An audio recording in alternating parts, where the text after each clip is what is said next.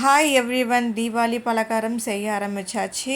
முறுக்கு செய்ய ஆரம்பிச்சிருக்கோம் இன்றைக்கி. அதுக்கு அரிசி நாங்கள் வெளியில் அரைக்க கொடுக்கல. ஏன்னா மழை அதிகமாக இருந்ததுனால காய வைக்கவும் இடம் இல்லாதனால வீட்டுக்குள்ளவே அரிசி எல்லாத்தையும் காய வச்சு அதை அப்படியே நாங்கள் வீட்டிலே அரைச்சிட்டோம்.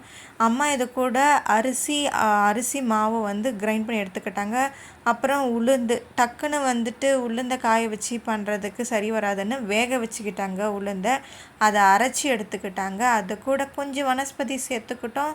அது கூடவே நெய் சேர்த்துக்கிட்டோம். வனஸ்பதி யூஸ் பண்ணுறேன்னு நினைக்காதீங்க, வருஷத்தில் ஒரு முறை.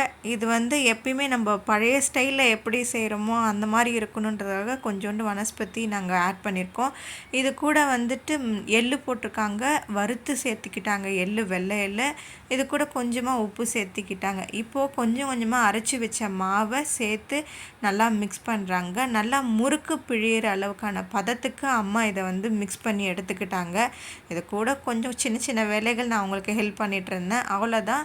இந்த மாதிரி பதத்தில் இருக்கிற மாவை இப்போ அச்சியில் போட்டு இப்போ எடுக்கிறாங்க. எப்பயுமே கரண்டியில் பிழிஞ்சு எடுத்து போடுவாங்க. ஆனால் இந்த மாதிரி பிளேட் வச்சு அதில் முறுக்கு பிழிஞ்சு விட்டு எடுக்கிறத அம்மா போன வருஷத்துலேருந்தே செஞ்சிட்ருக்காங்க. ஏன்னா அட் அ டைமில் ஒரு 5 முறுக்குக்கான இதை நம்ம மேக் பண்ணிடலாம். அதனால் டக்குன்னு வேலை ஆகிடும்.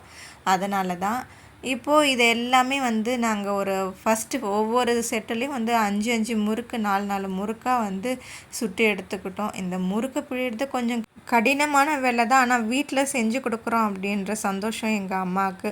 இந்த முறை கூட கடையில் ஆர்டர் பண்ணிடலாம் அப்படின்னு சொல்லிட்டு தான் பிளான் பண்ணியிருந்தாங்க.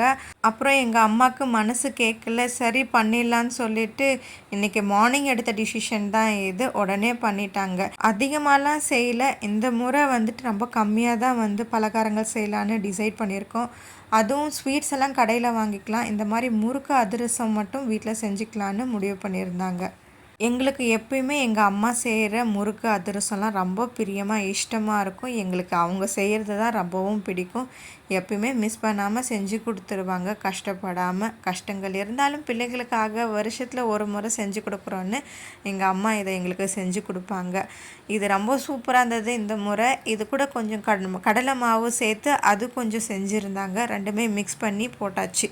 ரொம்ப சூப்பரான முறுக்கு தீபாவளிக்கு எங்கள் வீட்டில் எங்கள் அம்மா செஞ்சு கொடுத்தாங்க. உங்கள் வீட்லேயும் நல்லா விதவிதமான பலகாரங்கள் செஞ்சுருப்பீங்க.